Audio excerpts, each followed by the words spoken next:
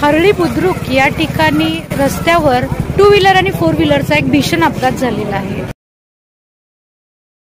Control झाले नाही 4 wheeler वाल्यानं त्या 2 व्हीलरवर धडक मारली। जखमींना लगेचच ॲम्ब्युलन्समधून हॉस्पिटलमध्ये पोहोचवण्यात आले। रिपोर्टर पोहोचले आमचे। किती मिनिटांनी आली ॲम्ब्युलन्स? 40 मिनिटं। मुलगा जो आहे ना ते पाठींचा बसलेला तो उडून त्या पलीकडच्या घरावर पडला, जवळजवळ 20-25 फुटावरनं उडून खाली पडला।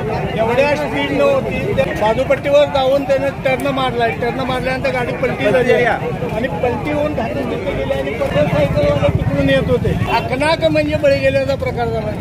ती गाडी येऊन धडकली, ती जंप मारले, तारे एवढं उंच जाऊन या भिंतीवर याच्यावर पडले, खाली पडला आणि ते एकटे उडून पाठीमागे तिकडे पडलं। पाठींचा बसलेला तो उडून त्या पलीकडच्या घरावर पडला, जवळजवळ 20-25 फुटावरनं उडून खाली पडला आणि एक मुलगा पडल्यानंतर हात पाय गाडीच्या खालच्या साईडला